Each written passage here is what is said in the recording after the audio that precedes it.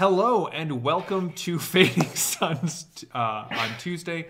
I am JM, your GM. This is my crew for the Annals of Antioch, and we are on episode 7.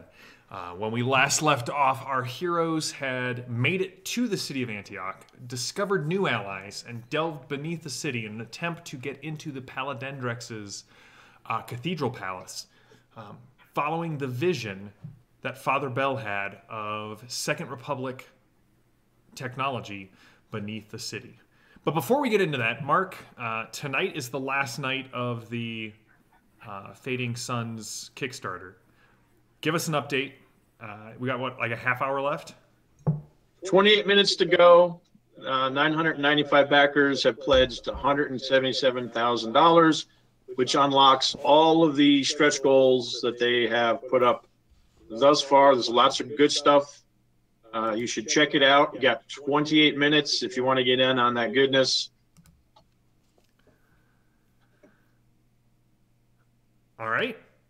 We'll see where it ends here in 28 minutes. But when we left off, you guys had entered into this sort of refugee camp under the city where people who have escaped the Paladendrex's sort of draconian rule in Antioch were being hidden underneath the city.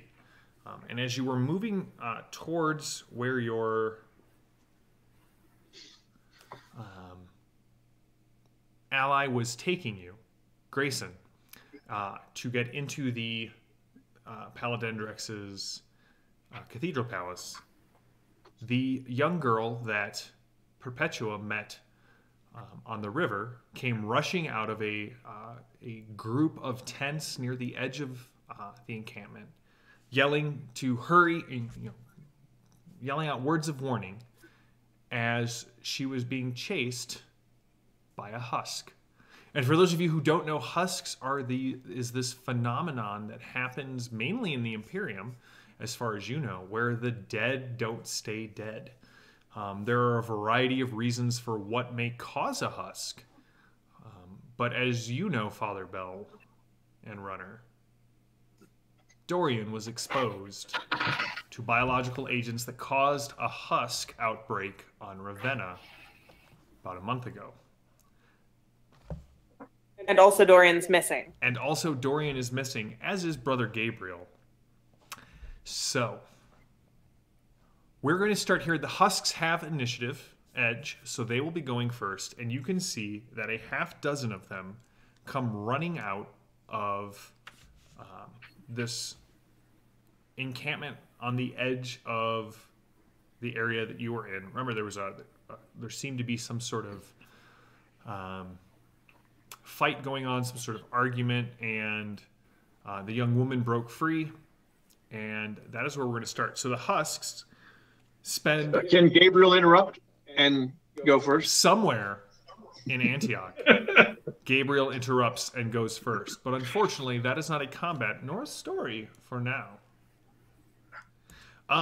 Two of them run down the young woman from the river and hit her from behind, sort of burying her to the ground. The other four kind of leap past, and they are... Yes?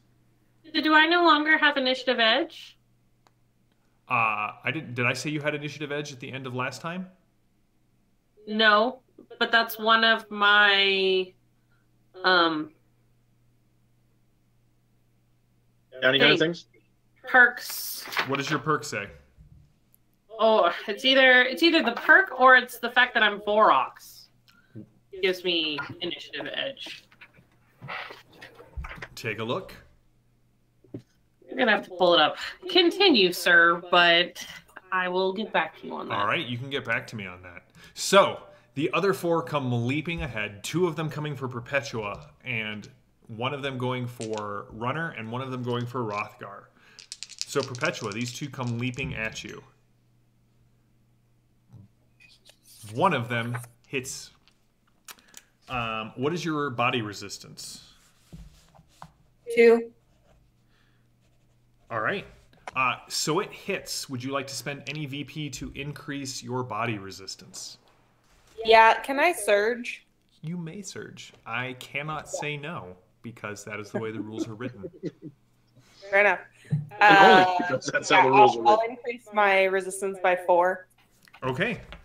I will spend another 4 to match that, draining my very limited purse of VPs for these people. I'm not happy with you. And so therefore they will do, so it kind of lands and it takes, you can see it brings its hand across your upper arm.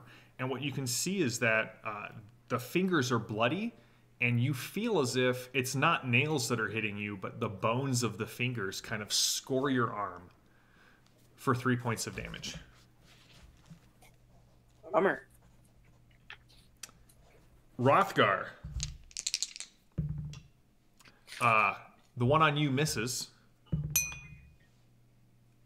Runner. The one on you crits.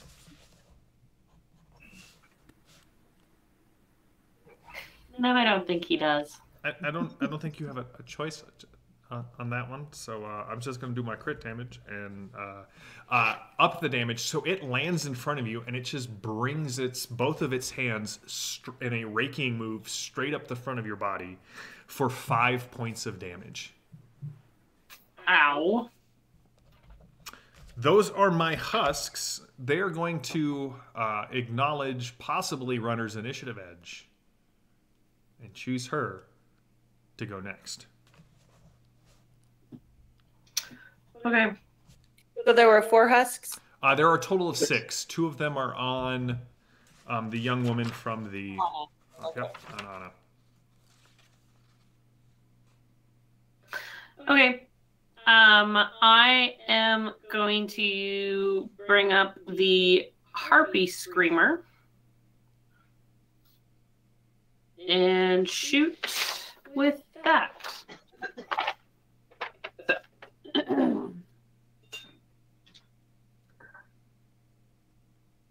I remember all my numbers. 17. Ugh. That was a natural 20. I have all my 13th age dice out. Dun, dun, Plenty of my dun. ones. You get your dark eye dice out. My dark eye dice are at the studio. Another great game brought to you by Ulysses Spiel. All right, so as you kind of you bring this, you're firing the screamer, yes? Yep. All right, give me another D20 roll to see what happens when you. 19. Oh, Becca. Okay, you have 5 other limbs. Who else is going, or who's going next? I will ask you. I will have Rothgar go next.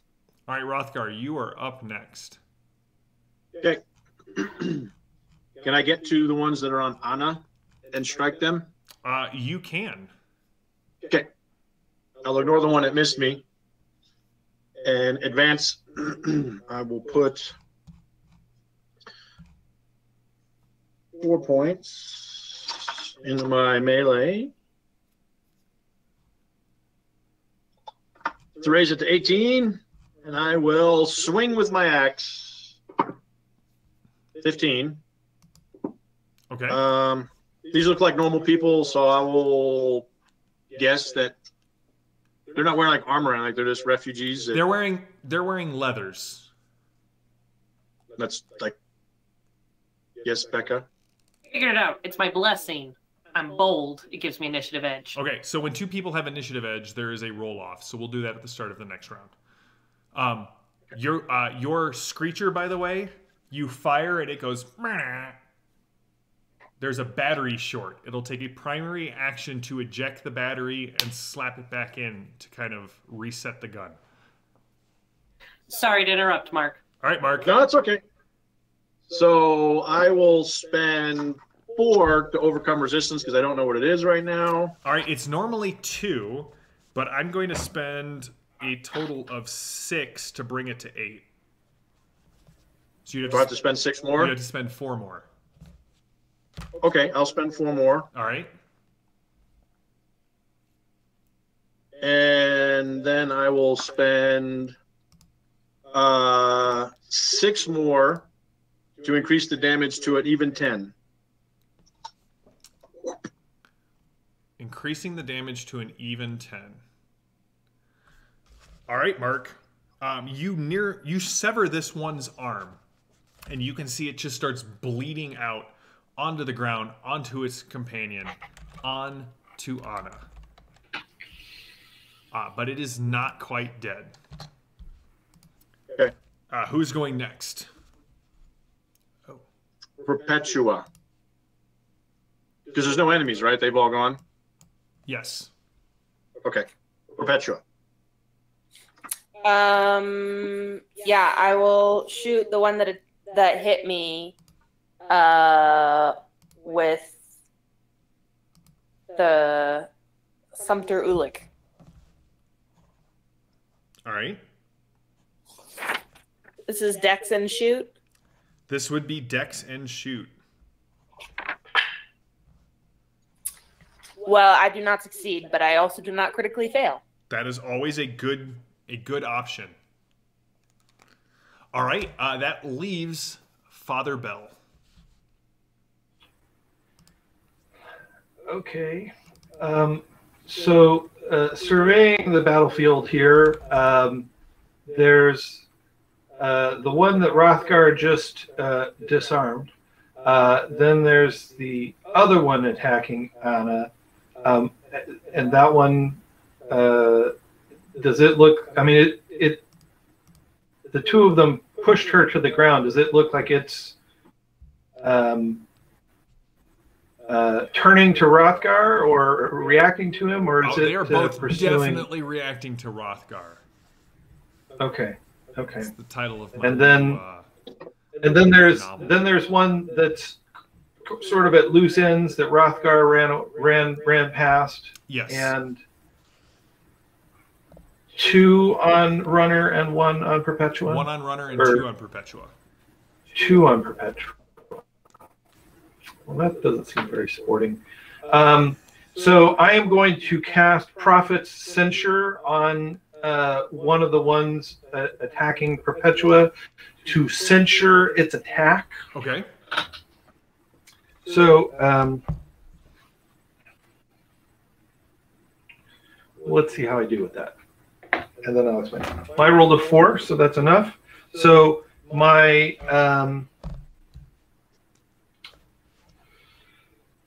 so I use a victory point. I make my roll, and then the resistance is the target's spirit resistance. Oh, good. So they don't have any. I don't have any. Okay. Well, in which case, You still need to spend the 1 to activate it. right. Done. So what this means is that for this particular husk, everything it does to try and attack Perpetua is unfavorable until it succeeds. And that was the one that attacked her already. That successfully attacked her. Okay. That's right. All right. So you don the right of the Stop Prophet's doing Censure. bad things. What are the requirements for that? Is it liturgical or That's a prayer? good question. It is liturgical and a gesture. I speak the first 2 lines of the prophet's admonishment of unbelievers, and I make the sign of the barred jump gate. All right. So if you would just please recite those and make that gesture. All right. Perpetua, you see. They don't provide that. You have to make them up. But Maybe they do. We just don't have the full rules yet. Perpetua, you see the one that kind of that attacked you kind of staggers a little bit and seems, if you didn't know better, to be drunk or dizzy. And again, you were the one closest to them, so you can see kind of the black staining around their eyes that kind of veins out. Their saliva has also turned black, and it's staining their lips. They seem to be producing far too much of it. Gross. All right, it is the top of the round. So, Runner, we'll do our roll off, and basically whoever succeeds goes first, and then they get to choose whoever they want to go next. So it doesn't automatically go to the other person with edge. All right, high roll wins. What way? What? Succeeds with what? It's high roll wins. Okay. So, Pick the die that's in timeout. 18. 19. Woo! Husks go first. All right, so two of them are attacking Perpetua, and I'm rolling one of them is unfavorable. The unfavorable one misses. Thanks for that, Father Bell. Your prayers have come in handy. Thank goodness. But the other one, picking up the slack, definitely strikes you, Perpetua, and he's going to spend 4 to overcome your resistance. So I would have to spend 3 additional. Well, you have 2. So if you spend 3 additional, that would take your resistance to 5. So I don't have to spend 1 to up it. Got to remember where my camera is. Yeah, okay. I'm going to drain their victory points. So, right. Yeah, sure. He will spend the 1 to up it and just do, and he will hit you for 3 points of damage. Great. Runner, the one on you misses. Rothgar. They're very intimidated by you, Runner. They are. A lot of people are intimidated by Runner. Rothgar, the 2 that were on Anna are now focused entirely on you.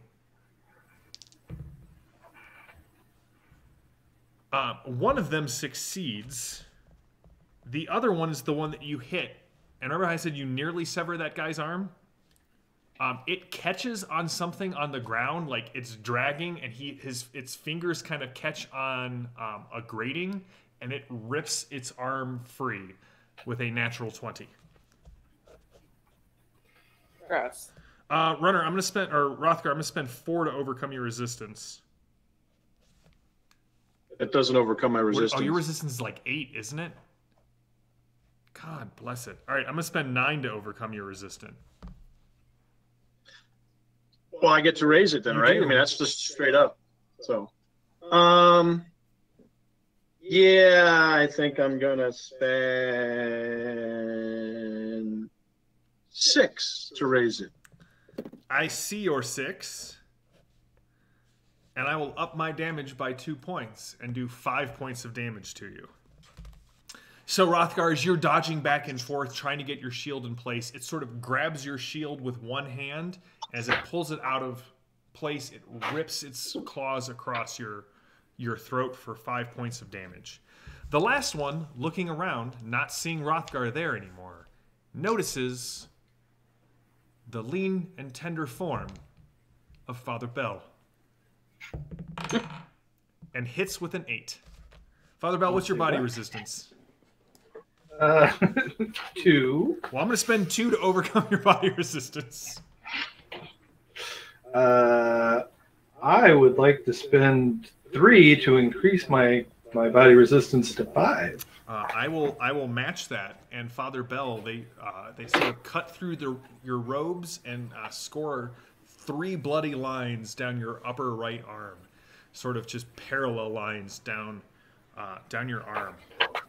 Oh. I will choose. What was that? How much vitality do I take? 3 vitality. 3. Yes. 3 lines, 3 vitality. That's right. One vitality per line. Runner. Got it. You're next. My turn? Yes. Great. I'm going to shove the screamer away, and with a different hand, because I'm ambidextrous, I'm going to pull out Darian's blaster and shoot that one at the... So this one goes away, this one comes up, this one pulls out another one. It's Guns rotating on guns.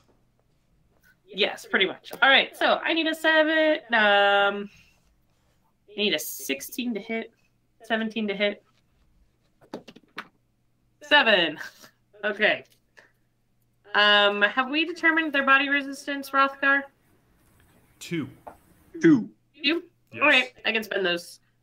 I can spend those 2. Are you going to increase it at all? No. Okay. He's running out of VP. Then I'm going to use aim where it hurts and add 3 damage to that for a total of 10. That's the one that was on you, correct? Yes. All right, runner, you put a sizable hole through the abdomen of the husk in front of you, and you can just see bits dropping from the top into the bottom, running down its leg. It kind of staggers back, but it looks at you, doesn't howl in pain, doesn't give you any reaction except more of this black saliva starts pouring out of its mouth. Who's going next? Gross. Gross is I'm not- going to say Father Bell, in case he needs to don any more rites. And I am going to don a right. I'm going to cast Celestial Alignment so that we can have a reroll die on hand. Would have been handy to have that at the beginning. Upping my VP. And I critical. Nice. I needed a 19 because I added 5 VP and I rolled a 19. Woohoo! Lots of VPs. So, yes, I have a ton of VP. Who needs some victory points? Because you're I'll take some. inspiring. I think we could all use some. Because I am inspiring, and I can give it. I can hand them out to 2 people at once because I'm second level. That's right. And so all priest class characters start with the inspiring perk, which, as you just may have deduced, priest class characters are inspiring. They can hand their victory points out to others in the party. I have, after spending on the resistance and everything and recharging myself, I have 11 to give out. And I will give 5 to Runner and 5 to Perpetua. Thank you. Lovely. Thank you. You're Hold on to 1 for when this thing hits me again. All right, Father Bell. So you don this right. You sort of step back. Did you pay the extra VP for it being this? All right, awesome. So basically, each right that you don costs 1 plus the number of rights that you currently have donned. So they get more expensive the more rights you put into play. So you kind of step back from the one that's attacking you. You don. What do you shout? How do you inspire Runner and Perpetua? Is it your holy screams of... Save me! No.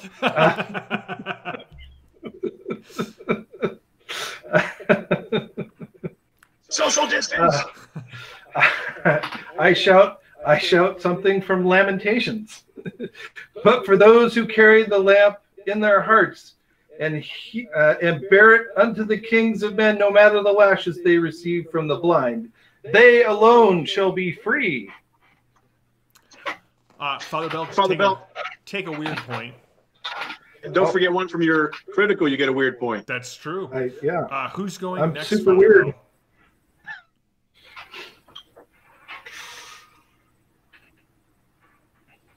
Who's going next? Who's going next? I think that Rothgar needs to go next and save Anna, I hope. Okay. Yeah, I will engage the one that is uninjured. The other one seems to have taken itself out of the fight when it ripped its arm off. It's not out of the fight, but you're definitely not as worried. Okay. I will try to attack and maneuver the other one away from Anna. I will add 4 to my attack. All right. And I crit with an 18. Ooh.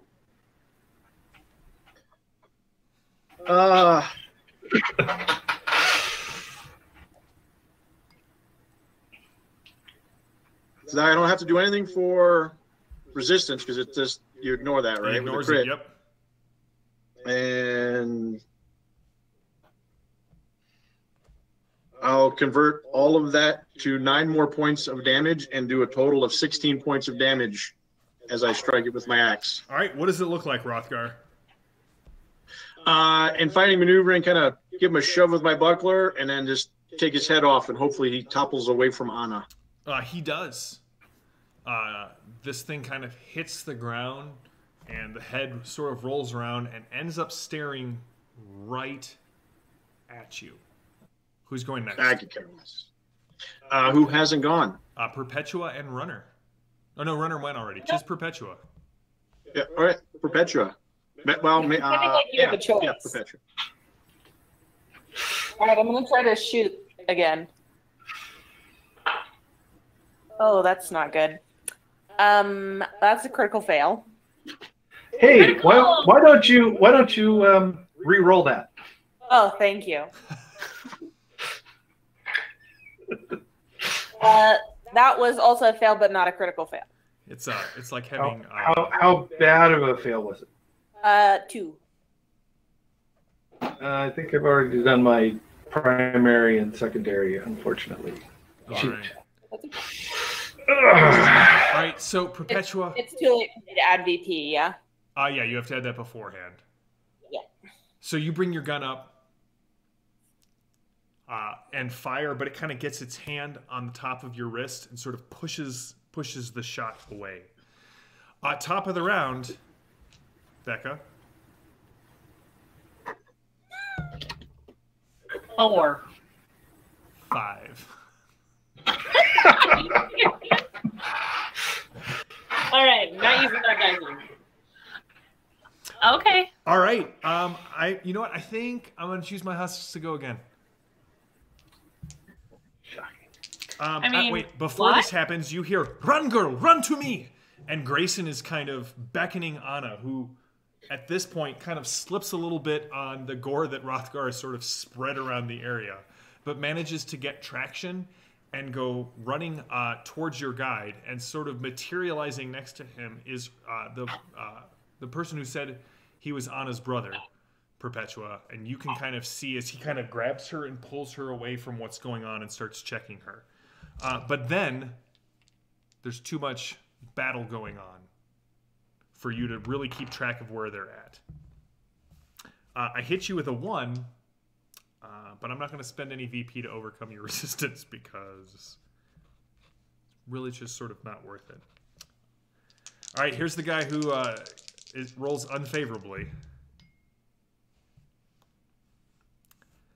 A critical hit. And a failure. And a miss. Curse you, Prophet Censure. Thank you, Father Bell. Mark, the one on you is going for your throat. It's got one arm, no hope, and leaps for your throat with its teeth. It hits with a 7, and I will spend 8 to overcome your resistance. I will increase my resistance by 7. All right, you manage to get your shield in place, and you can see it break some of its teeth as it comes in, and you just kind of catch its mouth on the rim, sending teeth and this black spittle sort of everywhere. All right, that's Perpetua. All right. So Runner, the one in front of you, also is going for a bite, and hits you with a 10. So it's going to spend 4 to overcome your resistance. My resistance is 6 now. It's going to I spend picked up the perk Stoic Body. to overcome your resistance. Okay, I will spend 5 more to increase my resistance to 11. I spend 5 more.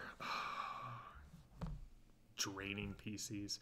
All right, so it's going to hit you for 3 points of damage, kind of catching you on your throat and pulling away a chunk of fur and skin. Father Bell, the one in front of you, it's done messing around. No, it's not. It takes a swing at you, and whether it is the inherent grace granted to you by the Pan Creator or some latent spasm caused by whatever is causing this husk to rise, you manage to get out of the way. You are up, Father Bell. I am. You are. All right. I noticed that it's a moment before I take my turn that we might make an observation here, given the time. Mark? Yes, Mark, would you like to let us know what the Kickstarter is ended at? Let me make sure it's refreshed with the latest. 1,000 backers and 162,500 euros. So everything got backed, and we had 1,000 even. Father Bell called it. Well, Father Bell called it, so I'm going to give everyone a weird point because Father Bell called it like on the nose. Woo! So, for those of you who have been watching the crew of the Oh Boy for, I think, a year now, almost a year now. And for those of you who have been staying with us with the Annals of Antioch, those who have been following the design diaries, whether you were an old fan of Fading Suns or a new fan of Fading Suns, thank you for tuning in. We're not done, but just thank you for supporting the Kickstarter. I'm really looking forward to seeing this book come to life. The art that we've seen so far is incredible. We obviously really like the rule system. So congratulations to Ulysses on a really successful and a really well done Kickstarter. So I look forward to seeing the products. We'll probably do an unboxing video when we get them. Hopefully we'll be back in the studio for that. But until then, Father Bell, you are surrounded by one husk who just seems to be in your face. It feels like you're surrounded. What are you doing? Right. I am going to Father Bell. I'm going to activate in order to try and see if there are dark forces that are motivating these husks. I'm going to spend a weird point to make it favorable. Okay.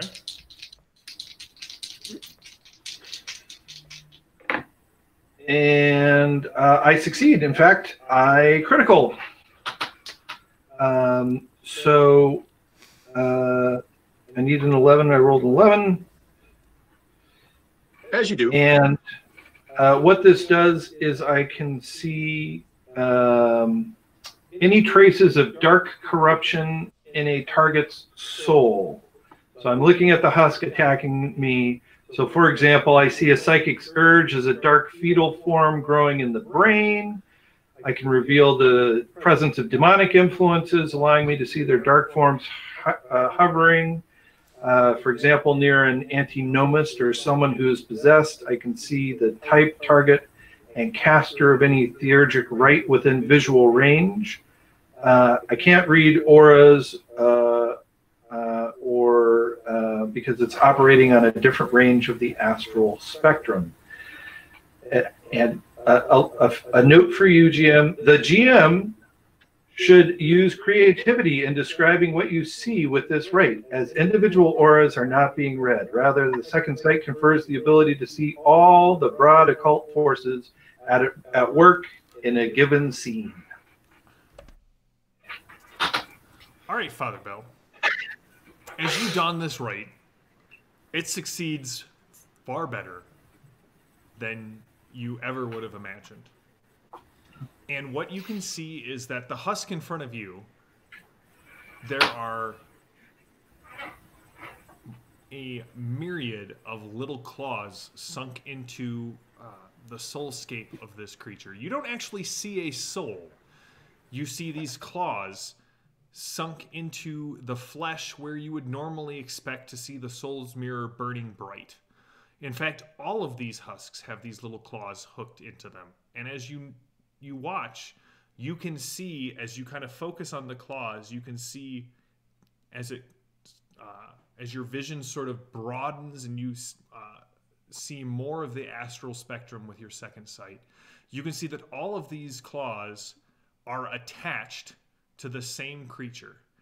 And you can't really see it in its wholeness. You get the feeling that this is your brain interpreting something that is so vast that only the darkness between the stars is large enough to call it home. But what you can see, at least closest to you, is the myriad of raven's feet that dig deep into the flesh of all of these husks. And actually, as you were watching, taking it all in, because you got a critical success, you do see a single talon dug into the flesh of Anna. And as you watch that one talon kind of shudders and spreads into two, and the two dig a little deeper.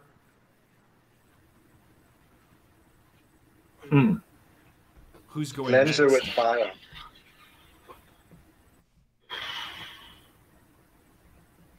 Okay.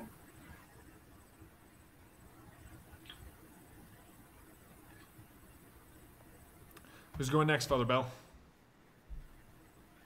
Let's see. Who's left? You Everybody went make- first, so the other I went three- first. That's crazy. I knew I would Runners. throw the whole initiative order off if I went with Father Bell first. Okay. Cool. I'll go first. I'm going to shoot this thing in front of me again. All right, give me the roll. Debating if I want to make this favorable because it's been that night. Because the dice are against us currently. Says the side that has rolled a bunch of critical successes. Also many critical failures. Everyone's rolled something critical. Some of us have rolled failures. I mean, that's technically true. All right, I got a 14, which is successful.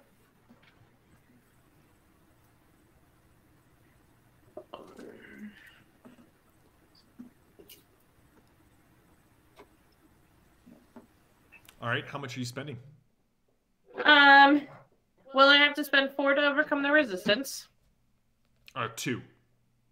2. Okay, so 2 to overcome its resistance. You hit. I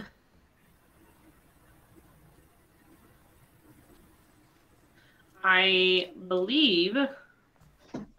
Okay, and then I'll spend 1 more to aim where it hurts and do a total of 10 damage again. What does it look like, Runner? Through the head this time. I said I didn't care that I shot it in the stomach, so I lifted my hand up and between the eyes. All right. As the husk drops, the sound of the combat, there's sort of a lull in it, and you begin to hear the sounds of, blind panic behind you as multiple shots have gone off, as Rothgar has decapitated and delimbed people who are far enough away that they can't really tell what's going on with the husks, but they can definitely tell that violence has broken out, and a giant furry demon has stepped into the midst of their sanctuary. And so there's this loud roar and clamor as most of the people begin to move away from you, but you can see several of the braver ones, or maybe the more desperate ones, picking up pikes and spears and slug guns, and you're guessing that they're going to be here next round. Then... Okay, so my husk is done. Are both of the husks that were on Anna down? No, one of them is down. One of them is missing an arm. There are 2 on Perpetua, and there's 1 on Father Bell. Okay. I will move over to Perpetua. Okay. And try to get between one of those husks and her. Okay. And in the process, I'm going to be shot at anyway. I'll keep my gun out then. All right, who's So going I next? move over to get between Perpetua and one of the husks. Okay, who's going next, Runner? Perpetua. I'm going to try one more time to shoot them. Hey, Put some first of points in all, it. add VP, I was just going to say add VP first. and I can give you one of my weird points and roll favorably. I have weird points. I'm gonna roll favorably. Okay, I have 4 to share. And I'm going to spend, I think, 3 VP Okay, so what does Okay. that bring your total to? of my VP. Or Or what? What's your goal roll with at plus 3? 14. Okay.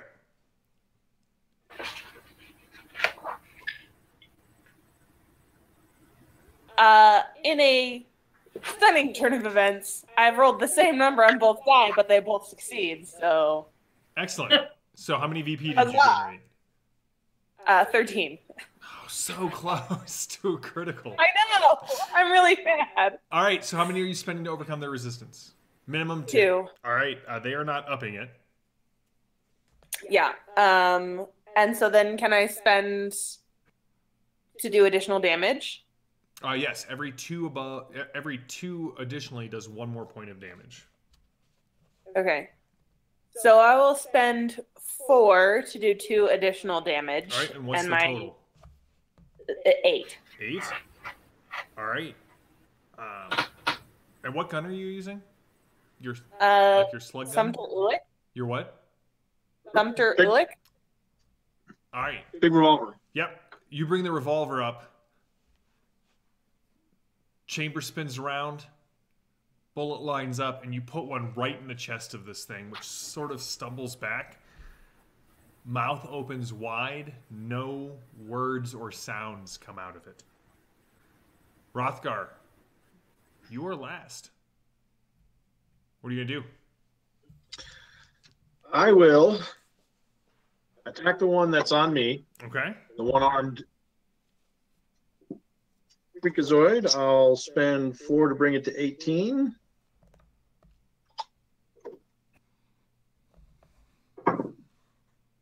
Roll a 12, so I hit. I'll spend 2 to overcome. All right. It's pretty beat up, so I think my base 7 points will do it. That'll do it. All right. You drop the other Okay. one, bringing your axe down. It hits the Yep. ground.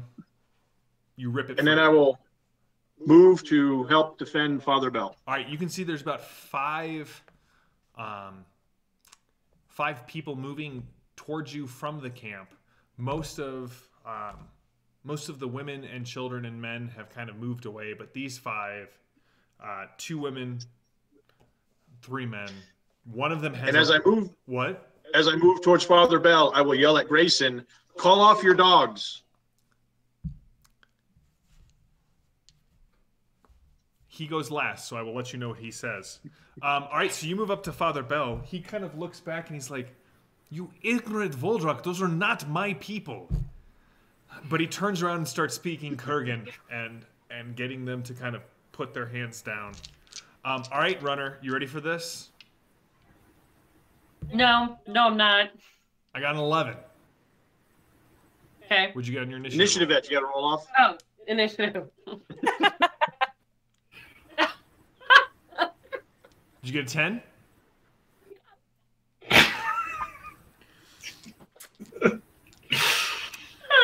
All right, turning to see Rothgar attacking. They are going to hit. Dang, it was almost a critical too. All right, Rothgar, I'm going to spend 10 to overcome your resistance. So I need to spend 3 to negate their attack, right? 2 to negate their attack. But But then you can. yeah, I get to Spend respond, so you get to set your final. Gotcha. one.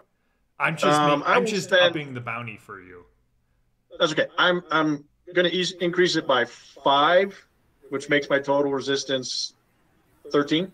All right, I will spend the other 3 and meet it, and spend 2 points for 1 additional point of damage for 4. So the one that was on Father Bell grabs him and kind of pulls him against you, and you have do you have your weapon out, Father Bell? No. No? All right, he just drives Father Bell's head into your mouth. Ow. Father Bell, it feels like you got bit right here on the forehead. And then he sort of lets Father Bell drop. Perpetua, there is one on you who rolls twice and picks the lowest of the two until he succeeds. He spits out a tooth. A 1 and a 5. I will take We'll the have to pick 1 the lowest one. with 1 VP, and the one he has in his bank, he hits you. Would you like to spend any But I have VP again, so I'm going to raise it again by 2. Well, then he misses. He hits you but does no damage. Runner, the one that you have stepped in front of, you said your base resistance is 4? 6. Is 6. I'll spend 6 to overcome your resistance. I'll spend 4 more to make it 10. All right. That drops me to 0 VP, but I will hit you for 3. All right. Perpetua, you are up first. Woohoo! What is that going to do for us? I will again raise my target to 14 Okay. and rolling. I crit. Woo! All right, Perpetua, you hit the one in front of you. Dead on. What's the base damage of your weapon? 6. 6. All right, that's enough to take him out. What do you want to spend the rest of your VP on? What do you mean? Is there anything you want to do with it? Like, so what is it? Well, one, what does it look like? You drop this husk in front of you. Yeah, I shoot it again in the chest. Okay. Dealing enough damage to its core mass that it finally just kind of collapses. You clip the spine and you see like all of its strings get cut. Gross. And then there's still one attacking Father Bell? There's one attacking Rock Father Bell and one attacking Runner. Oh. Oh, yeah. I will go to help Runner with this other husk. Okay. Who's going next? Father Bell? It's the first time we've ever seen Father Bell ask to go next, so I'm excited to see what happens. I turn to the husk that's just used me as a battering ram against Hrothgar. And I say, teeth out of your forehead. ow. Banish the shadows, free your creatures to live fully within creation, and I invoke Counter the Dark. Okay. Drawing upon your extensive esoteric studies, you know how to intervene when dark influences affect others, and you can abolish occult influences. As a primary action, you can speak authoritative words to mitigate a state from which your target is suffering, caused by occult means. And for 1 turn per victory point you spend, the state has no effect on them. So I'm hoping that whatever nasty darkness is controlling this husk will drop for the next 5 rounds as I spend 5 victory points to counter it. All right. What happens? Do you have to roll for this, or is this just a perk? No, it just happens. All right. So you spent 5 victory points. Yep. You sever this thing's connection with the raven spirit, and it hits the ground and begins to writhe and scream as if it is being tortured. Excellent. I almost feel kind of bad. Well, who's going next? As you watch this thing, I mean, it twists in ways that a body was not meant to twist. Snapping and twisting, convulsing at your feet. But it does not seem to be attacking you. Hrothgar? the quietest declaration of who goes next. There's one active one on runner. There is one active one on runner. That's it, right? That's it. I will move over and attempt to take it from behind. Sever its connection. Go for it. Oh, spend 4 points, get me up to 18. Please roll well. 8, so I'll hit it. Spend 2 to overcome. You do? Has this one been wounded before? It has not been.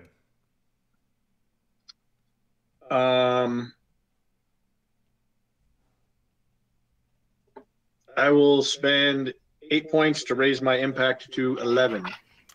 All right. Rothgar, you bring your axe down across the creature's back. It staggers forward into Runner, but is still standing. Runner, you get hit by this thing as it just slams into you, both with the weight of its own body and the force that drove it there, which was, Rothgar's axe. It is your turn. Mighty blow. In reflex, I'm going to shoot it. Go for it. 5. Woo! Woo! All right, 2 for body resistance. Mm-hmm. And you're not increasing it at all? I can't. I drained all of my VP pool to shove Father Bell's forehead into Rothgar's mouth. Worth it. Yeah, I believe it. All right. And I'm just going to shoot the 7 damage. All right. That will end it. And the last of the husks drops to the ground. The one at the feet of Father Bell is still screaming, but you can see that it has broken itself against the floor to the point where it's not getting back up. I put it out of its misery. All right. You can hear Grayson speaking in a language none of you understand, but he seems to be convincing those people who are coming towards you to put down their weapons, calm down, that you guys have it under control, you're with him. It's kind of the feeling that you're getting from the gestures. There's a couple of rude ones thrown in Rothgar's direction that don't need literal interpretation, but there's some chuckles from the people and everything. All right. What was that? What are those? Clean my axe off on the clothes of the most complete husk that has some sort of clothes. I can get that nasty black blood off of my axe. What were these things? They're called husks. I've not. Or at least that's what we call them in the inner worlds. They seem to be. He kind of nudges one with his boot, and you can see that they're already starting to decompose. Mm-hmm. Were they already Not dead? surprising, really. Just about. There's different theories on how they're made. Some people think it's science, some people think it's faith. But essentially the person inside is no longer there, and it's just a monster. There is a darkness beyond the stars that we're controlling these. I fear the hand, the claw of St. Beatrice's foe. Who? It is a demon named Ashkagiel.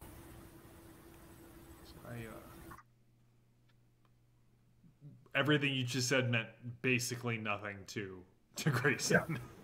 Yeah. Is the girl We can explain more later. What was that, Mark? Is the girl okay? I look around Yeah. for her. Where are Anna and her brother? Anna and her brother are sort of standing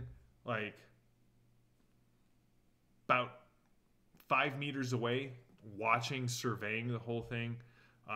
Her brother is kind of trying to restrain her, and she's, no, Hiram. I know who she is.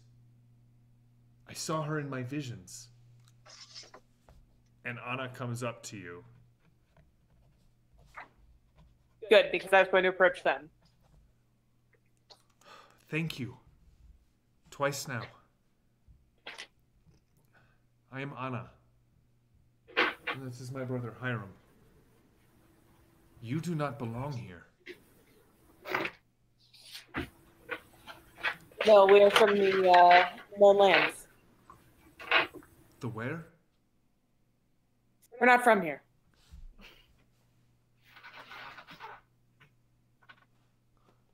I know what As I said this morning, my name's Perpetua.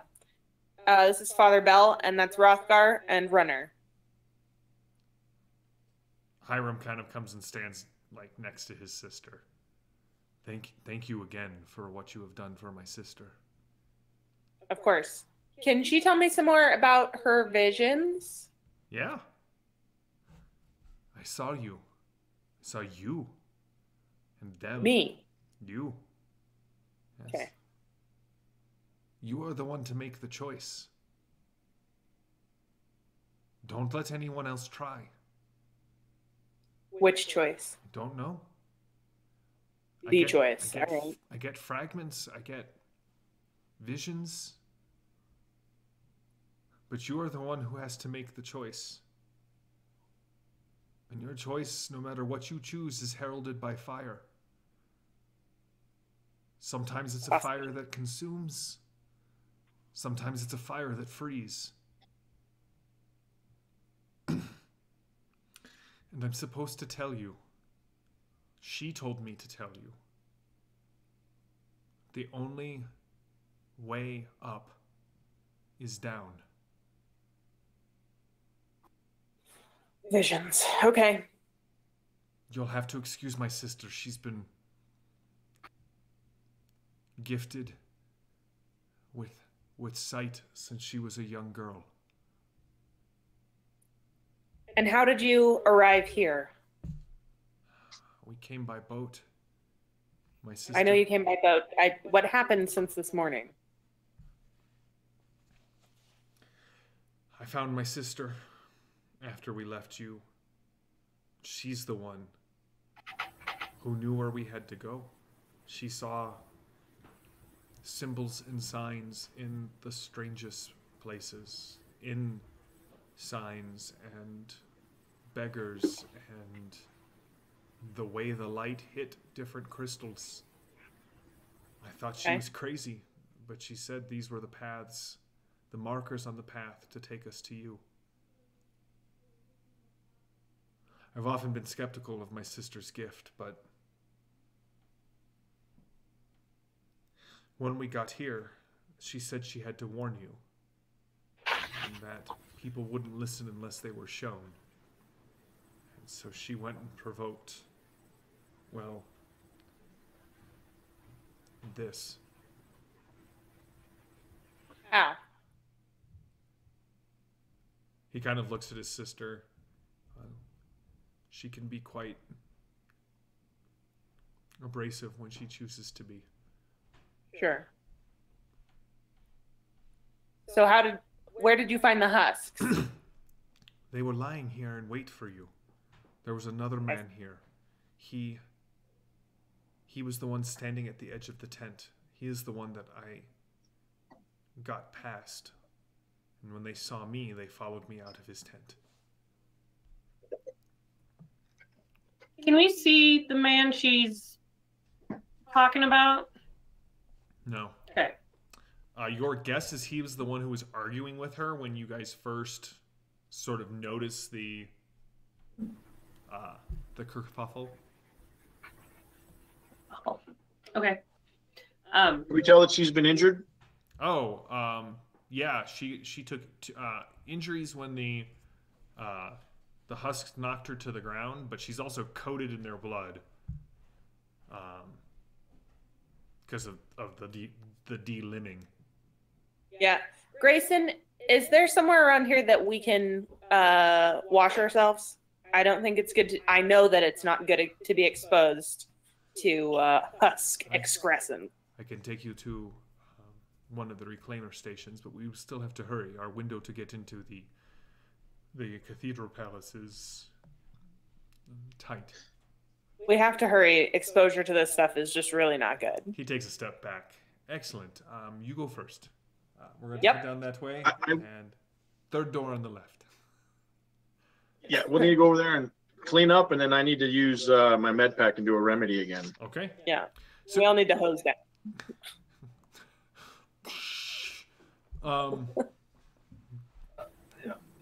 Do Anna and Hiram come with us? You should. Do you ask You need them to get to? cleaned off too. Yeah, I will say, yeah, come with us. You know, you need to get cleaned off, and I too see things, and have given visions. I'm very sorry, Anna, but I believe that the darkness that caused the husks is trying to take root through your injury. Hiram's eyes kind of go wide, and Anna just looks up at you and gives you just this beatific smile. And she's like, only if you fail, Father Bell. Only if you fail. Come on, Hiram. It's okay. Just add one more on.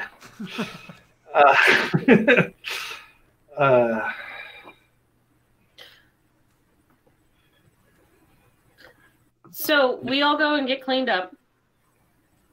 I want to fix the screamer. Yeah, the reclamation station is really just like a small concrete room that they have tapped into what seems to be the water supply and put large spouts on the outside of it, and there's 7 drains on the floor, and so it's really just sort of like a deluge shower where you just.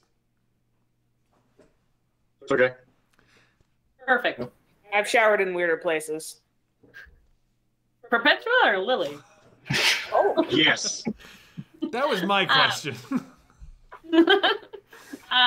Then afterwards, I want to fix the screamer, and then after Anna gets clean, as weird as this sounds, can I get her scent? Because I know I picked it up off of the blankets, but I'm just curious if it actually smells like human. Give me a It smells like wet leaves. perception plus. Give me a perception plus observe roll. And since I'm using my nose, it's +2. That's a 14. Let's spend a weird point and make this favorable. And some VP to bump it up to 17. All right. I want to know. 12. woo! Okay, so memorizing the scent is going to take you 6. And as you kind of very creepily, casually take her scent in, it smells like Teen Spirit. It smells like Team Spirit. Yeah. Thanks, Lily. How about you? No, you memorize her scent. Okay. Rothgar, you want to give me your remedy roll? Yes. This I'd like is for to you, know. yes? Use. I'm going to convert a weird point to 3 victory points so I can raise it. Because it's wits and remedy, right? Mm-hmm. That gives me a 14 favorable roll. I'll take the 9. All right, and it's 4 to overcome the resistance of the task. So then you get 2 back. Or are you trying to trigger a revival, basically? Well, I have the med pack medic, which gives me a recovery +1 if I succeed. Okay, so go ahead and spend your And recovery. then do the extras in, since I can't bank them, they have to go into extras or? So they're when you make a remedy roll, it's temporary VP. Okay. You gonna remedy anybody else? Yes, I will. That'd be lovely, because I'm half down. Ooh. Yes.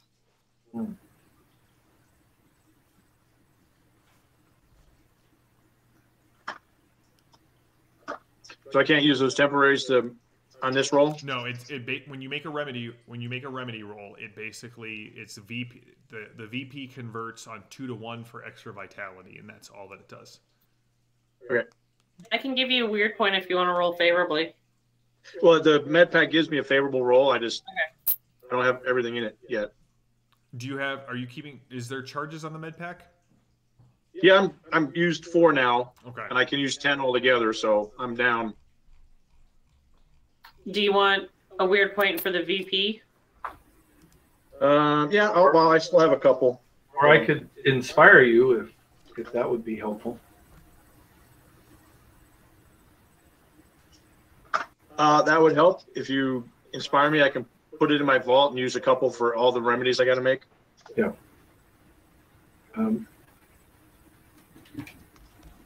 Let me give you 9. O Pan Creator, lift the veil from Hrothgar's eyes and let him see the light. I saw the light. I saw the light. No.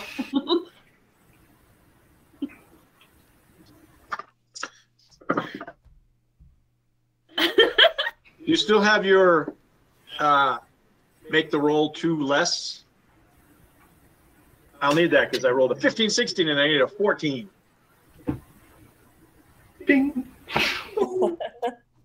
So yeah, you get. I spend a victory point and reduce it plus to 1 vitality. So whatever your recovery number plus 1. Nice. I'm only down 2 now. Yeah, I'm down 1. Perpetua. Yeah, I'm down 6. Okay, down 2.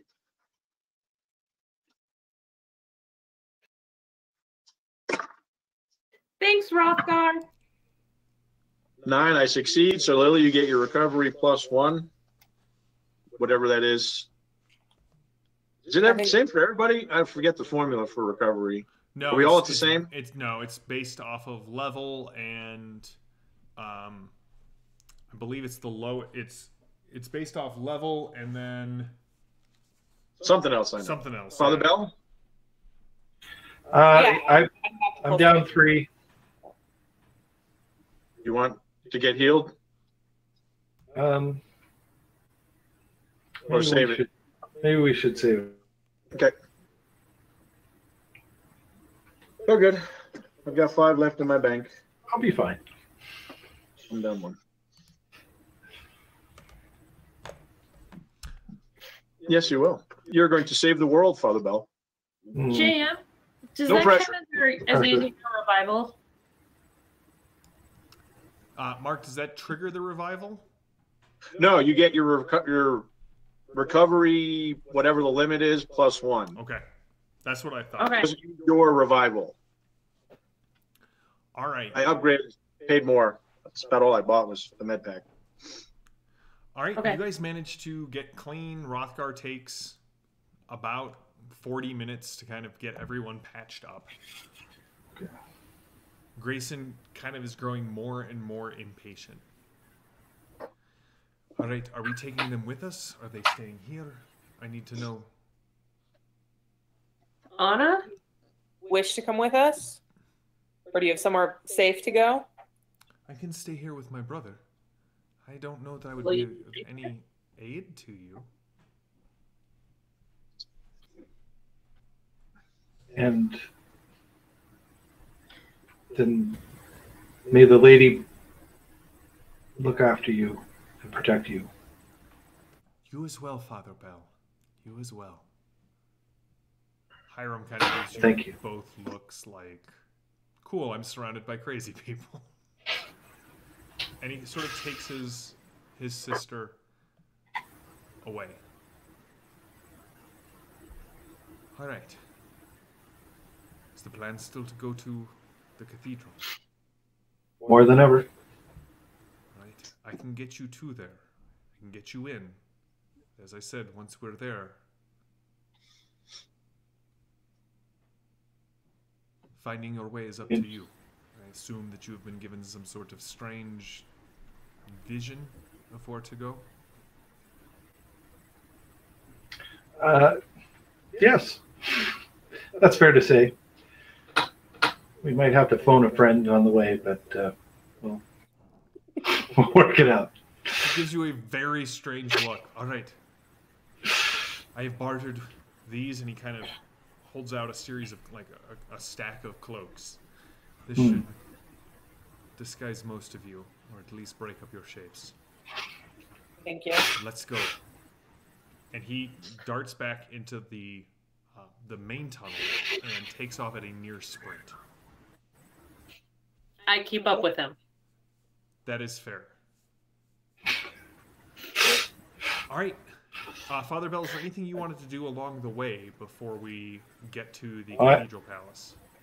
I did want to think about my vision of what was controlling the husks and what I know about whether or not. I mean, it all seems to connect to Gaela and Ashkagiel, but I hadn't thought about the explicit link to the symbol of the raven and Ashkagiel, and if there's something that I can contemplate and think about whether or not that's existent, or anything else that vision might tell me, I'd like to go for it. Do that. So is this like an academia plus? I'm going to make it an academia plus faith roll. Ooh, all right. That's what I like to hear. That is cocked. Well, I rolled a 1. I got some victory points that I can additionally spend. How many do you think? Is this a blind or? This is a blind bid. The more you spend... well, then I'm gonna spend 4 because that's what I got. I can give you a weird point, which you can break into 3 more victory points. I'm dumb. I have many weird points, and I will break another one and spend 6. Okay. Total. All right. So, Father Bell, as you kind of are meditating on this and kind of moving through this, you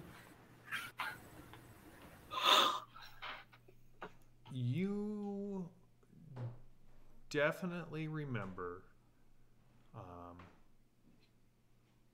several images from you remember several images from maybe not the Omega Gospels, but definitely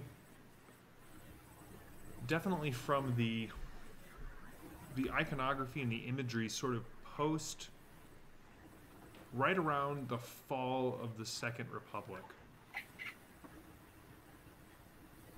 The imagery of heretics being burned alive in sort of stone coffins. That is a kind of a common artistic interpretation. You can't really remember where it came from, but it is definitely a theme and a motif that you have seen. And so as you kind of meditate on like these different pieces that are coming together in your mind, it's almost as if someone, in your mind, probably Ashkagiel, right, is sort of flouting that tradition, and someone here has made that the symbol of the religion on this world. This sort of broken, or this stone coffin, if you will. And you also know that, ravens are often harbingers of night, of things on the edge, on the periphery, birds that blend in with the darkness between the stars. So in your mind, as you kind of meditate on it, those are probably the two images you're really going to want to be looking for as you head into this time and this epicenter of everything that is going on the planet of Antioch. Okie dokie. All right, eventually you see a change in the tunnels. They kind of go from these underground, sort of abandoned, as I said, you didn't really know what they were used for. They were almost too large to be used for like water, and didn't really have kind of the structure or the staining of a tunnel that had been used for water. But they start to move into more. There's more signs of industry. Other pipes that are running parallel to this, large pipes that kind of extend, emerge out of the wall and then run parallel before, diving back in or diving straight into the ground or back up into the ceiling. There are more lights here. The torches that lit kind of the camps, you can now see there's this soft golden glow that sort of emanates from the metal itself. It's not jarring, it's not too bright, your eyes adjust very quickly. And soon you come to a large door, and this door has a raven engraved upon it. It looks large enough that if you had the flitter, you probably could have flown. Right, you could have flown the flitter down the tunnel like we said last week, but you could probably you would be able to fly 2 flitters at the same time through these large doors. And Grayson says, "All right, here we are. I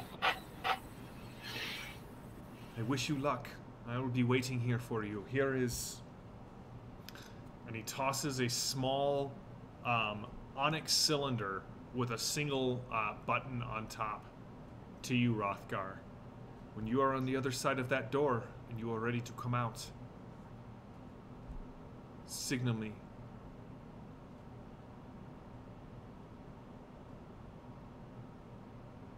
Thank you, Grayson. How are we getting in? You say how you're going to get in? Yeah. Oh, that is still part of my. That is part of my job. And he walks Right. to a box on the side, and you see he inserts a key, an old fashioned smart metal key from the Second Republic, and it just sort of melds into the side of the box, and he turns it, and the box kind of pops open, and he punches a code into the box, and the doors start to silently open, and they open about 4 feet wide and stop. On the other side, there is sterile white light coming from a river that sort of runs across the top of the hall that this door opens into. And you can see that this area slants down over about 100 meters from the tall, wide room of the door to a more human-sized area at the far side, about 100 meters away. There's nothing else in this room. In fact, the smell of dust and neglect kind of waft out of the door. But you can see several doors on the far side. Good luck. Thank you. Thank you. I'm gonna hold out 2 hands for him to shake.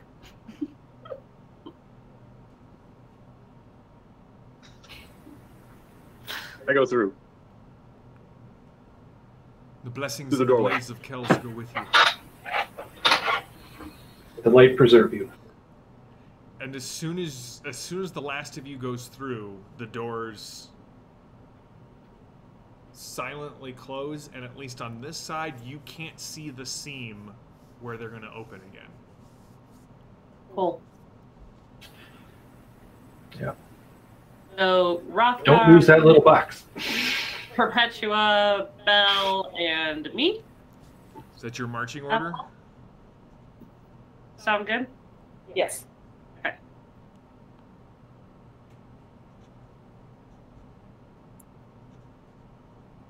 All right, I got that down. All right.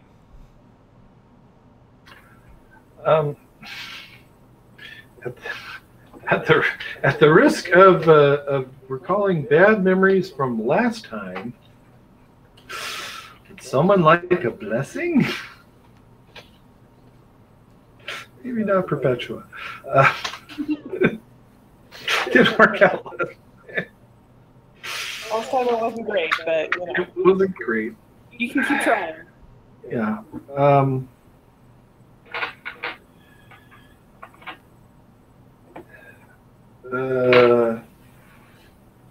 Maybe before I start handing out blessings, we should think about what you came through this raven door. I'll say we're looking to get down beneath here, and the raven and the coffin are two symbols that may lead us in that direction.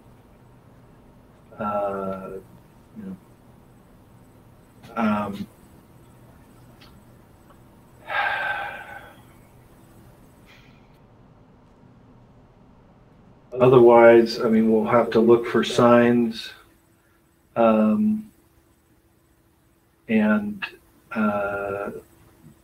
to find our way.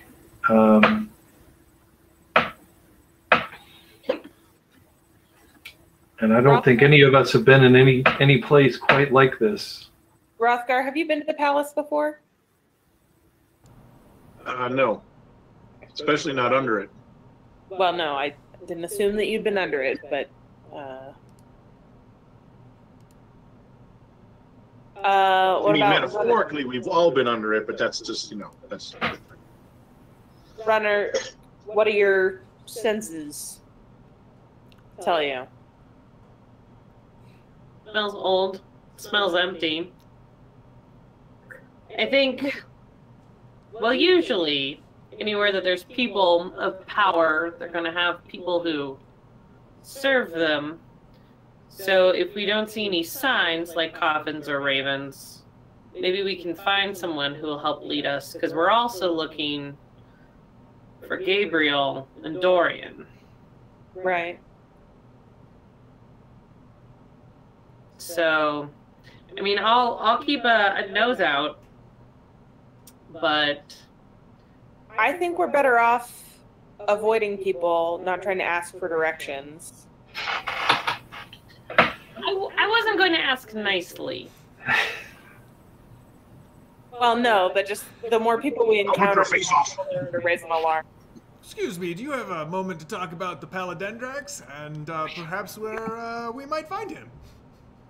Right? You said at the far end there's multiple doors? There are. There's sort of two human-sized doors on the left and the right, and a large set of double doors in the middle. Not large enough for a flitter to get through, but still much larger than about twice the size of runner's height. Should we try the left door first? Yes.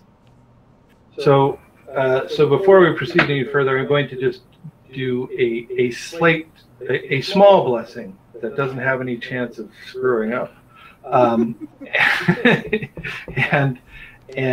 I'll spend a victory point, and runner, you have a +1 that you can add to a goal number, and that will last. That can apply to any single roll of your choice within the next 10 turns. So Okay. while we're going along, if anything comes up, then you may be able to increase your goal without spending any of your own victory points. Okay. Awesome. Thanks. So JM, are you going to take 10 turns to be the next minute, or? Well, I'm glad you asked.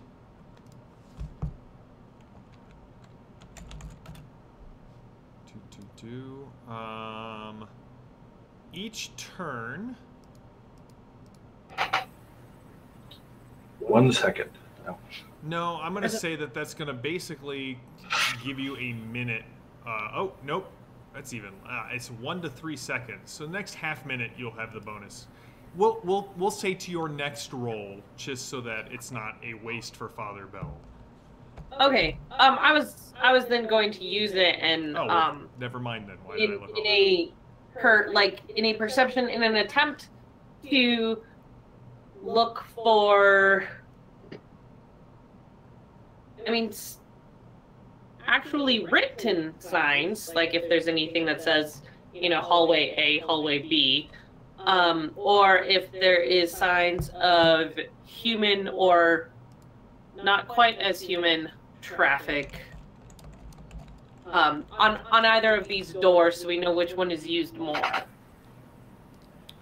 All right, give me a perception plus observe roll. Okay. And since I'm not using my nose, use my eyes.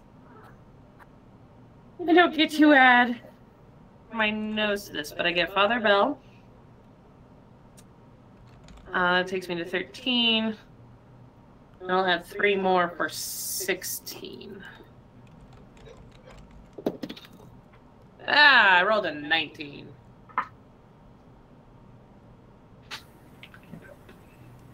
Should have used my weird point. I thought about it. I'm just going to look at the left door because that's where we were going to go, and I'm just going to kind of use my observe. This is considered subterranean? This is considered. No, it's not like caves and such. No, this is just underground. Isn't that subterranean? No, this is a. I Below realize ground? it is a building underground, but it is not an underground environment. Good try.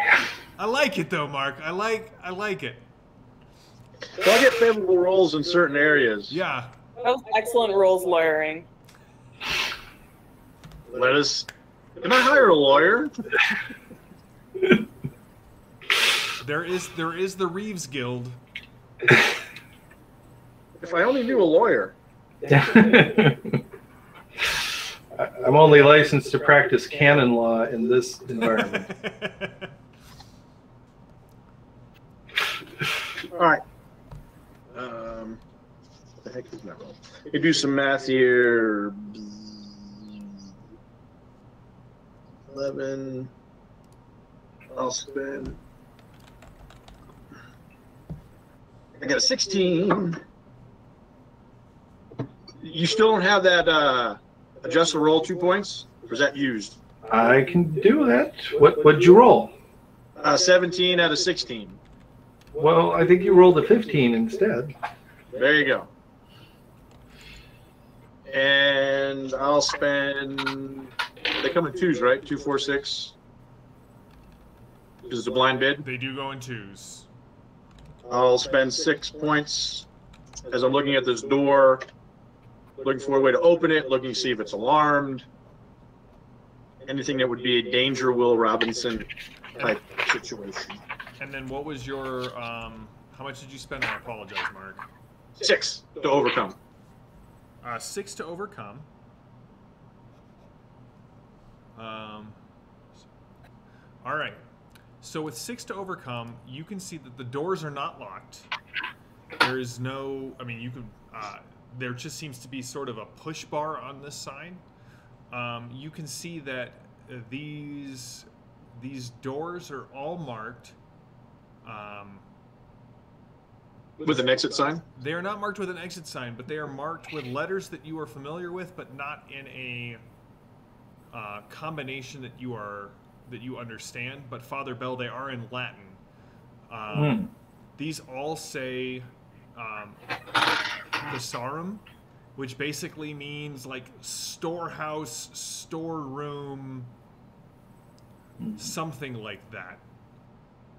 But they do have panes that you can, as you get close, part of the door sort of goes translucent, and you can see that there is a hall on the other side, and there's not a lot of people. As you kind of stand there, you notice that they don't seem to notice you, but you see maybe 2 people pass over the course of this entire time.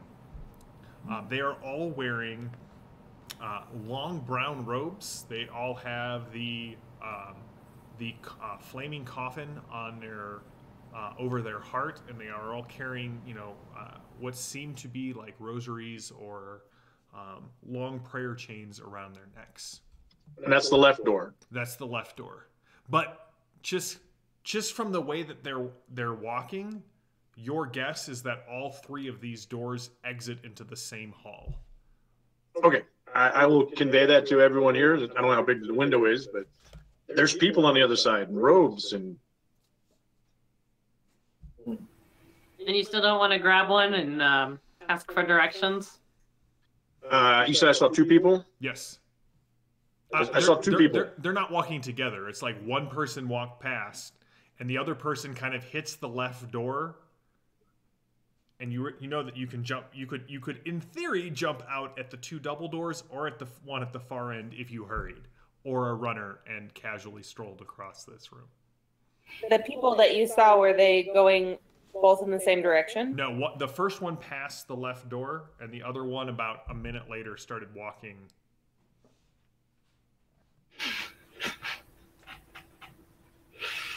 Okay. If you were Voldrak, you'd absolutely understood what I just did, but. Sure. But I'm not, so. You going? Or we put you guys in brown robes and you explore yourself, but. No, we can grab a guy. One guy over there. I point to the door. If you want to jump out and get him. You want to jump out and get him. I don't know that the appearance of a demon in the palace is going to be. Well, just an arm reaches out, pulls him into this room. Fair enough. All right, Voldrox, give me or runner, as you are also known. Give me a strength plus fight roll as you leap out and grab this unsuspecting cleric. Strength plus 5. All right, well, I am going to throw a weird point at this. And some VP. 16. And I got a 7 and a 6. Well. I take the 7. Together, that's 13. 7. Thank you, though. All right, so it's only going to take you 4 to grab this, jump out, grab this guy, and jump back in before anyone, including this guy, notices. All right. Multiple arms grab. Hold. Yeah, about a minute later, you see Runner dart out, and before the door can even start to close, kind of darts back in, has 3 arms wrapped around this cleric, and is pulling the door closed with the 4th. This guy is struggling, but you can see that he has definitely spent most of his time studying the words of the Paladendrax and not, doing anything physical. So his struggles are weak and ineffectual against Runner. It's actually kind of sad. So Runner, you have captured this poor sap. Okay, I will hold him with 3 arms, 1 arm against over his mouth, and I'll look at the rest of them, and I'll start to drag him kind of off to the corner. Okay. We're not in front of the doors. And I'll say, so, who's going to ask the question, you or me?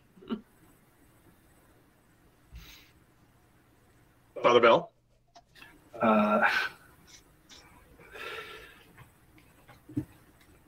Just trying to think. Prisoners. I just stand in front of him and run my thumb down the blade of my axe. I know. Yeah. Hello, friend. we're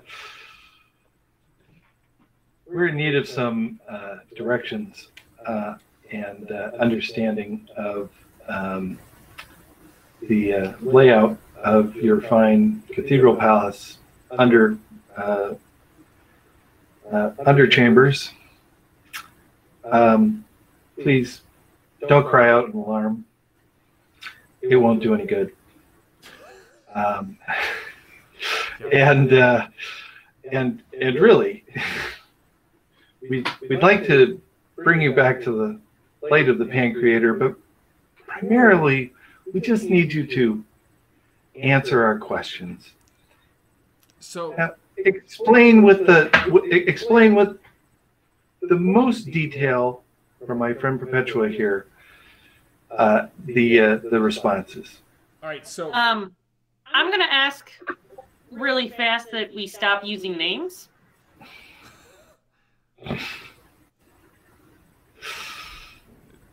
Okay. Please.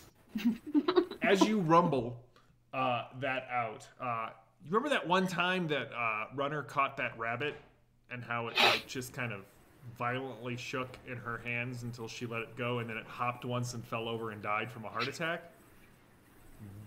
That's what this guy is doing. He's just sort of We're getting the violently same feeling trembling. right now. Yeah, against your body. But Father Bell, give me a presence plus. I would say normally it would be impress, or normally it would be charm, but in this case it's definitely impress because there is no way that you are going to charm this guy as Runner is wrapping him up in a very lupine, multi-limbed embrace. Great. I did roll to see if he has remained master of his own facilities, Functions? faculties. Yes. So great. He's not incontinent. he is not Okay. incontinent yet. All right. I'm Okay, going he's wearing to brown robes. spend a couple of VP to bump up my chance, and I'm going to spend a weird point to make it favorable. And that's good. I rolled a 10 out of 13. Could have been a 2 out of 13, but I don't want that. How many do you want to spend on this, Evan? 6. All right. So you get a number of things as soon as Runner sort of removes. Ready to slap it if he starts screaming. Oh yeah, no. Probate Avonis is more than willing to tell you everything. It seems that he is normally a chatty Calvin in real life, and now that he is scared, you can't get him to shut up. So, essentially, he gives you... I mean, he doesn't have the passcodes. I'm sorry, I don't have the passcodes. I'm just a lowly probate. However, if you go out this hall and you take it to the right, and you go down, and 2 lefts, and then a right, and then a left, and then a set of stairs, you can get down the stairs, but then it goes to a locked elevator, and I can't get you past that. Please don't kill me.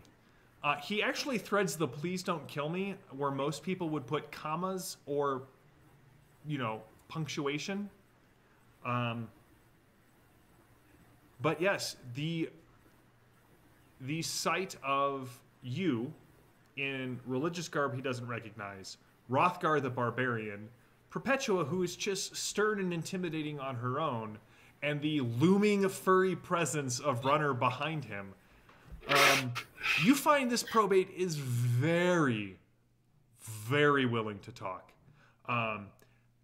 He's only been here a couple of weeks. He's basically just a probate. He hasn't been taken down for his second-degree initiation, but you know what? At this point, he's only lost a couple of weeks out of his life. If you guys want him to leave, that's fine. He'll find his way out. He won't tell anyone you're here. It's totally okay. I have a bunch of cakes that my mom sent with me. It's in my room. If you guys want, you guys can have all of the cakes. They're pretty good. They're only slightly stale. I don't have any money, but... Wait, who are you? You said right to left or right and a left? Yeah. Perpetua. Yeah. No, I got that one. That was Perpetua. back Is up. she in charge? She seems to be in charge. What is holding me? Also not relevant. Our friend. You could see his feet kind of like on his tiptoes, kind of are finding purchase. I give Runner a meaningful look. Does he have a rope belt? He does have a rope belt. Good, I can tie him up. Yeah. All right. Sadly, there is no use rope skill. Looking right at you, 3rd edition D&D. But you are able to... Or Dark Eye. Or Dark Eye. They got rope use. Yep. Dark Eye has a skill for everything. It does. It really does. You managed to tie up Avones kind of in the corner. You hands and feet bound together. You guys aren't going to leave me here for very long, right? I'm just saying. We'll be back. We'll let you go. You'll be fine. Midday meals. Assuming we survive. Yeah. And if we don't. Also not relevant. But I was going to cut some of his rope, the bottom part, so I could gag him. Oh, you. Don't struggle, it makes it worse. You're going to be fine. Breathe through your nose calmly, and it'll be fine. my last word of advice is repent your heresy. What? The Pan Creator will receive you back. Who? You haven't had a lot of time to explain how his entire city and faith is built on a golden bowl of lies. Yes. So you've left this guy scared and confused and gagged and bound in a storeroom. You'll have a much harder time telling a coherent story if he's found. You really will. And I will lean down kind of close to him and say, I expect you to still be here when we get back. He kind of Don't go anywhere. holds up his hands and looks at his feet and shrugs. I'm gonna lightly pat him on the head. All right. So what's the plan? The cloaks that Grayson gave us, are they brown like his? So they're different colors. I wonder if it would be worth taking this poor person's robe and putting Father Bell in it and having it look like he's escorting us somewhere. It's either that or attempting to sneak through. I mean, at least with one person in disguise, we can send them into areas that we're not familiar with so they can scout a little bit. Truth. And he does have a way with words. Such a way with words. And on that note, So many words. once more, I just want to remind you, we don't want to tell people who we are yet. There are no names. Please stop using names. There are always names. I understand you guys have not done this type of job before. The whole searching and tracking and finding people job. We don't want to leave a trail. Kind of more revealing to the light kind of jobs, but okay. I know. Father Bell, are you going to be able to wear one of these robes? Sure. Okay, great. So, unfortunately, we leave him naked, bound, and gagged. He's not naked. He's got Small clothes. small clothes. Great. He hasn't grown But he's into not it yet, naked. but That's so nice. you can see that it says Avones kind of right on the back of his small clothes. All right. TMI. So, Father Bell, you are the one who is kind of heading out into this. Yep.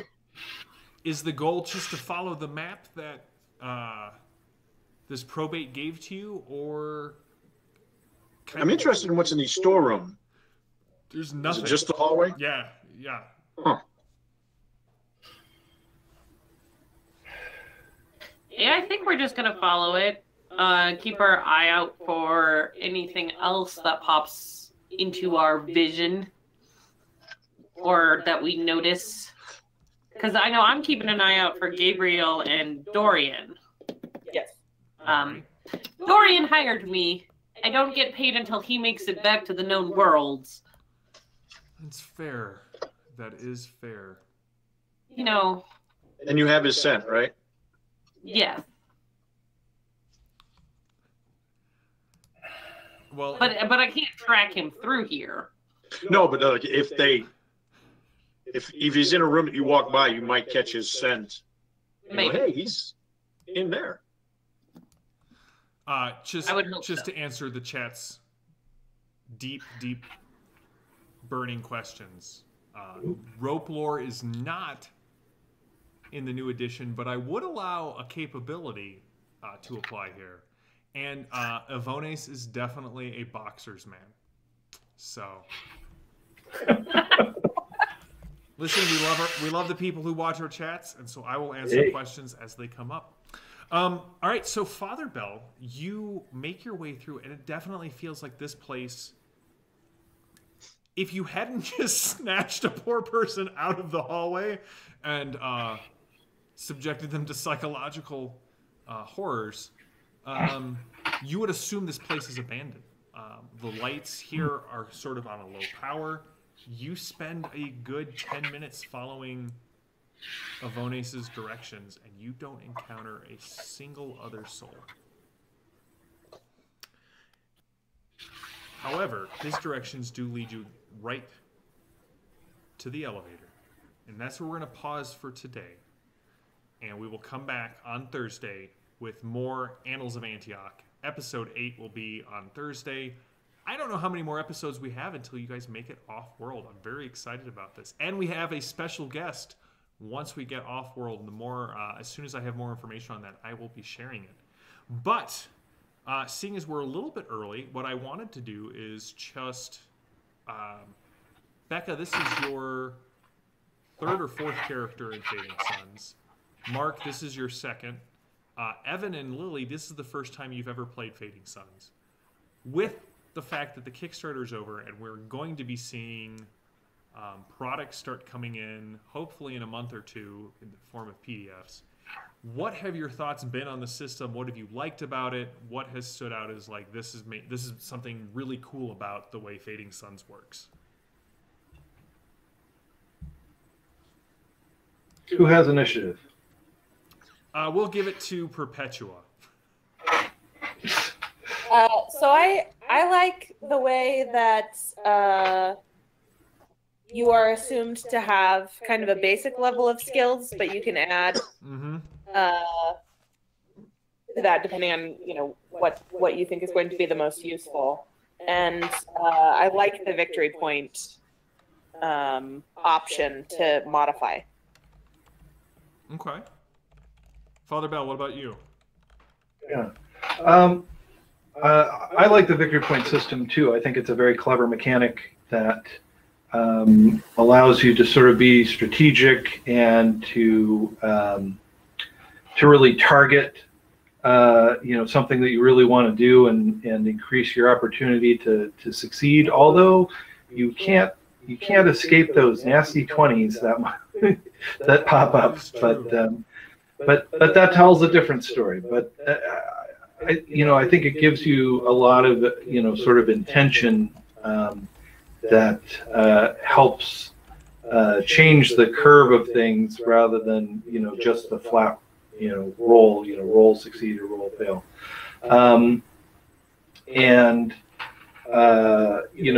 The deep background of a game, particularly one that's been around this long and that it's really put a lot of thought into the universe and providing a lot of different opportunities to tell different stories. I mean, that's really attractive, and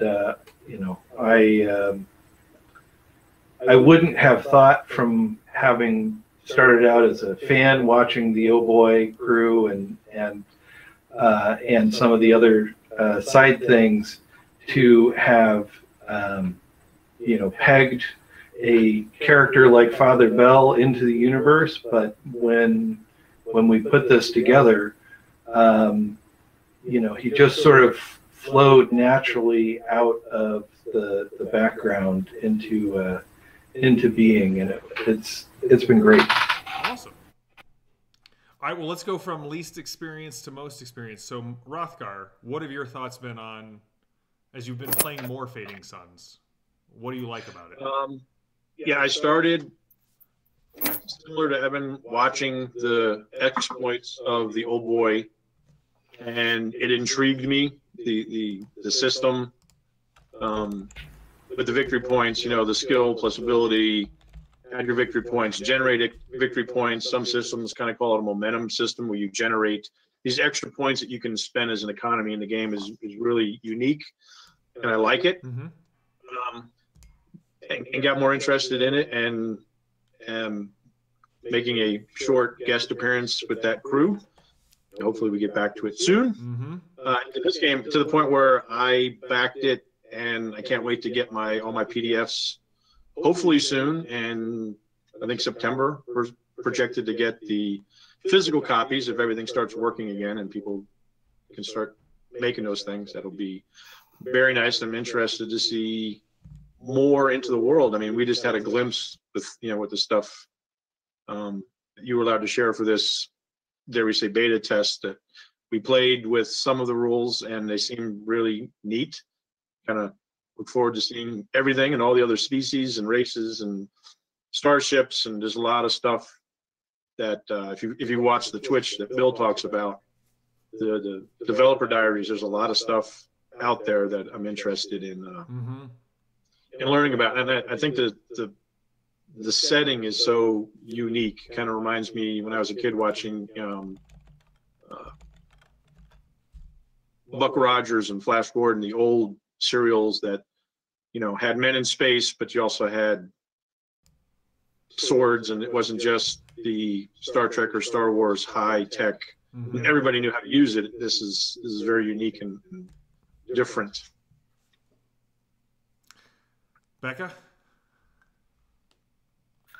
Well, since I've played this game for some amount of time and I've had 3 characters, well, technically 4. Right, because you played in the one-shot.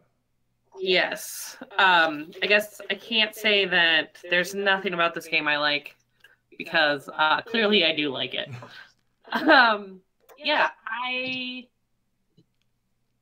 there's a lot that I like. I like when you build a character, even if you build a character that is the same as someone else at the table, there are still nuances about your character that make it something different. Right, like when you were all playing Battle Order. Mm-hmm. We were all Battle Order, but we still had the tank, the healer, the flamethrower, and the crazy one? I feel like that's I don't really know how to describe. That's an accurate description. Estia. Or Philosophia. That's right. And yeah, and so like that's really cool that all the characters are so nuanced. And I mean, I think this is a testament to you, JM, as well as to the Fading Suns universe, is just very engaging. You can be from any walk of life, noble, merchant, priest, free, and they all work. Mm-hmm. As a noble character, you don't really get to put yourself above like anyone else at the table, because everybody has the skills that they bring to it, and everybody has the specialities, and that makes it pretty cool that you don't really have like just one type that you always want to be. Yeah, I like this game. The worlds are interesting, the species are interesting. I'm interested to see some of the other aliens. Yeah, for sure. I've enjoyed the Voroks. quite a bit. It's lasted a lot longer than our last Vorox. Well, I learned from the last Vorox, totally and I did. know better than to fight somebody who's infected. And don't take this the wrong way, guys, because I'm loving running Annals of Antioch. But I do hope that someday soon we get to go back to the crew of the Oh Boy, because we just got back to the Oh Boy before the quarantine hit. I think we got one session in. Right. Before the husk outbreak. Yeah, two sessions in. Yeah. There have been several times where I've been sitting here with Runner, and I'm going, "Oh, if I was playing Jaxa right now, I'd have so much more answers." Yes. Well, this is the last Tuesday, though, that we're going to be playing Fading Suns. We'll be back on Thursday on the Ulysses International channel playing Fading Suns, and Annals of Antioch will continue. The new arc name will be whenever they get off of Antioch. We will come up with a new arc name. But on Tuesday of next week, we are going to be building characters for our brand new Torg adventure. And Lily and Mark, you will be joining us. And Maddie from the Oh Boy, she plays Sister Gemma. She will be joining us. And then I think we're going to try and get Ross Watson of Myth and Torg and Wrath and Glory. He's expressed interest, so I think we're going to get him in on the game as well. But next week, on Tuesday, we're not even going to talk. We're going to talk about the campaign. We're going to talk about the adventure. We're going to make characters.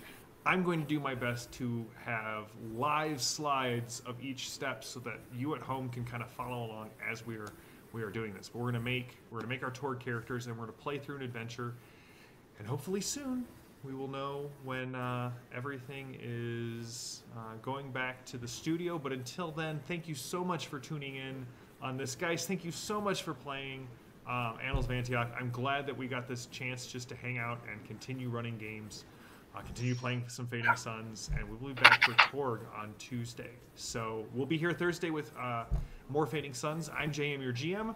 This is my crew. We'll see you in a bit.